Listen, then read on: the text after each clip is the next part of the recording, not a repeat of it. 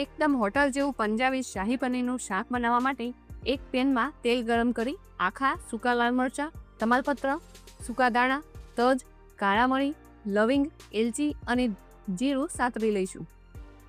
Mix કરી લઈશું. મસાલાની હલકી સુગંધ આવે એટલે કટ કરેલી ડુંગળી સાતરી લઈશું. સાથે તેમાં કટ કરેલા ટામેટા એડ કરી દઈશું.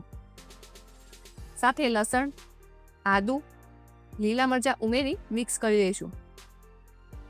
ઢાંકીને 2 મિનિટ ચડવી લઈશું. લાલ મરચું, હળદર અને ધાણા જીરું પાવડર ઉમેરી મિક્સ કરી લઈશું.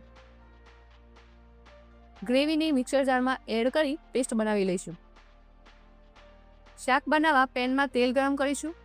કાશ્મીરી લાલ મરચું પાવડર ઉમેરી મિક્સ કરી લઈશું. તરત જ બનાવેલી પેસ્ટ ઉમેરી મિક્સ કરી લઈશું. કાજુ પેસ્ટ ઉમેરી દઈશું. સાથે ગ્રેવી કરવા માટે હૂંફાળું ગરમ પાણી ઉમેરી મિક્સ કરી લઈશું. ઉપરથી કસ્તુરી મેથી અને ફ્રેશ ક્રીમ ઉમેરી દઈશું. ગ્રેવી તૈયાર થઈ જાય એટલે પનીર એડ કરી દઈશું. તો અહીં એકદમ હોટલ જેવું પંજાબી શાહી પનીર બનીને તૈયાર છે. એકવાર જરૂર ટ્રાય કરજો.